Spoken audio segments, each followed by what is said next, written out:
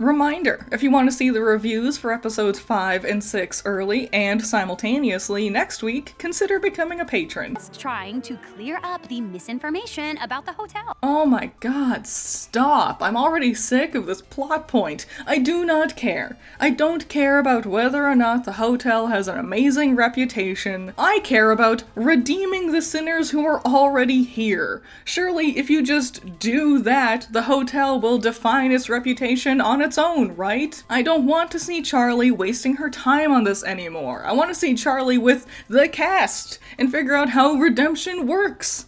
Ugh. Last episode really just put a bad taste in my mouth. Jeez, Alastor, finally! 3 whole episodes and you've been AWOL. It's about time you pop up. Lucifer's mug says deer season, and Alastor's mug says duck season. Cute. That's a fun little detail. Why did Charlie bring Nifty?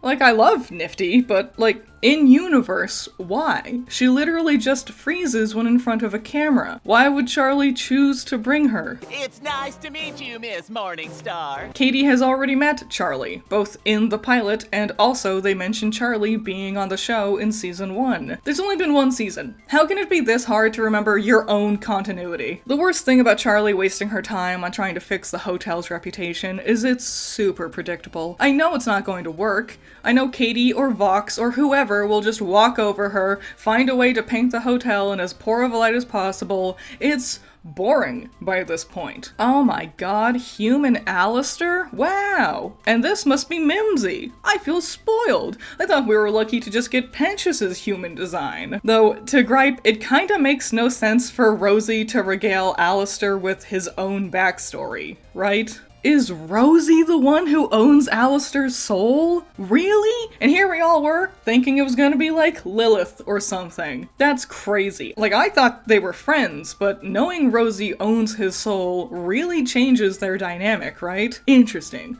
Weird. I never would've guessed. 1,000 guesses, I never would've guessed. It's neat getting a Rosie song. She's a great vocalist. Also, finally, a Nifty song too. Finally, Nifty. You're going to be a main character too. Hooray! I will say, I think has-been songs in general are too short. And now that they're putting more than 2 songs per episode, I think they're even shorter. I was listening to Gravity as I was walking to the store, and I thought I had accidentally picked, like, a shortened version of it because it was over so quickly. But no, they're just real short, and I wish some of them were longer. This is adorable. I love this. This is cute. What fun. This is fun. You twink! Vox, come on. You are definitely much more of a twink than Alastor. This fight is neat. Like, it's cool getting to see everyone's different abilities, and it is really well animated, but like, it feels a little random. I wish Alastor had already said what he's doing here. Like, why? What's his goals? Alastor's been floating around all episode, and that's been an odd plot point for him. Also, him just kind of being absent for the first 3 episodes is also weird. I don't know what he's doing, I don't know what his plans are. Wow, they really wanted to just show off Alastor's tits this episode, huh? I'll join your propaganda parade and be your little prisoner. It's a deal. First, exciting! I can cross off another thing on my bingo board. Hooray! Second, I am amazed it's Vox. I thought for sure it would have been another hotel patron, Vaggie especially. Never in a million years would I have guessed this. First the Rosie thing, now this Vox thing? Surprising me. I'm surprised. So I was just sitting there, watching Alastor's misery montage, when I suddenly remembered, didn't Vox want to become a god? Are they, like, gonna do anything to achieve that goal? Episode 1 did a good job setting up their desires to take over heaven. I guess I just assumed their next step was going to be figuring out how they wanted to do that, but I guess not. They got kinda busy with Charlie's non-stop mission to try to fix the hotel's reputation. Oh cool, we can get a better look at Vox's old TV head design too. Though I'm a bit bummed Alastor's design is exactly the same. Together, as partners. That's, oh, you're serious! Wow, Alastor is just a straight-up jackass, isn't he? Is now a good time to bring up my theory that Alastor is actually going to be the final villain of the show? There are no friends in hell, Vincent. Vincent? You could have picked anything for your fake name and you landed on Vox. Bro. Man, who was so horny for Alastor in this episode? Viv or the animators?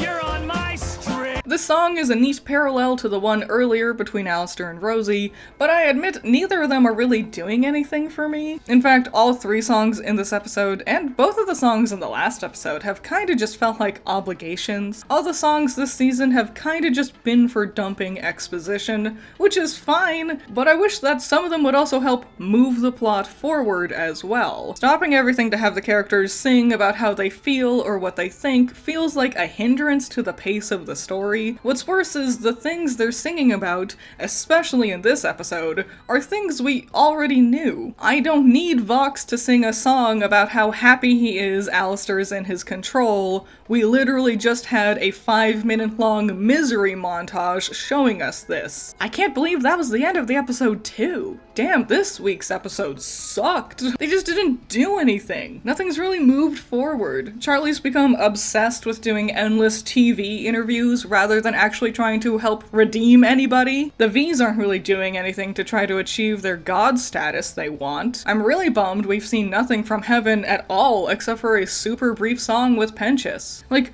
we just had a whole episode setting up Lute's revenge. Emily befriending Penchus. Penchus wants to see his friends in hell. Sarah's grappling with her regret over the executions. And we got no follow-up on any of that? These last 2 episodes feel like filler. And when you only have 8 episodes for your season, filler is not a good idea. I'd be more interested in this deal Alastor's making with Vox, but his first deal with Charlie hasn't gone anywhere yet either. So I don't know. I hate how contrived everything felt with this episode. Last episode too, but much more with this one. Like, why did she bring Nifty with her? Just because? Because they wrote a song for her and they just had Charlie drag her along because the script says. They didn't even have like an excuse in universe. She says, oh, and I'm taking Nifty with me, and ran off. Alastor just wants to quit?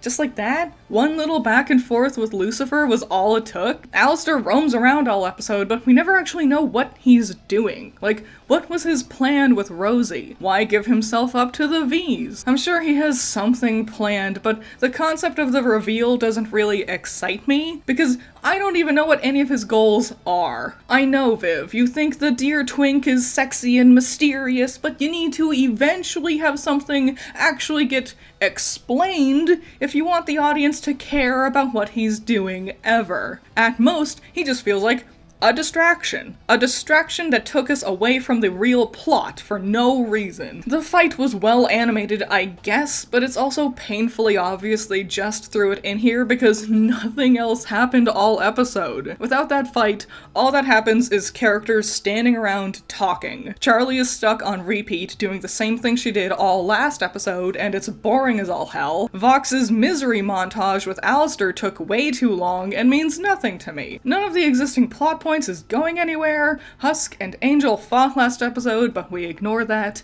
Cherry is torn up over Penchus, but we ignore that too. Does Vaggie even still care about getting her name? I feel like a ton of fans are gonna disagree with me on this one, because I think they're gonna be like, ooh, that fight was so cool, or wow, we got Alastor's backstory, and I'm happy for you if you're happy, but I don't feel like they're adding anything. It doesn't help I don't like Alastor. Like, as a character, I find him painfully boring. He adds nothing. He's just there. They always are like, oh, he's so strong and powerful, but then he loses every single fight he's been in, you know, except for the loan sharks in the first season. He's just like, oh, he's so mysterious. That mystery isn't going anywhere. Like, you need to actually do something with his character that makes me care. Him standing around smiling all the time is just boring, and I don't like him. So it doesn't help that this episode was all about him, not even revealing much about himself. Knowing his backstory, while neat, doesn't change anything that I know about him now, other than I know that Rosie owns his soul. But is that gonna go anywhere? I don't know. I don't know what his goals are. I don't know what he wants to do. You need to tell me something if you want me to actually care about him, because all I do is hate him. I don't like him. I don't like his design.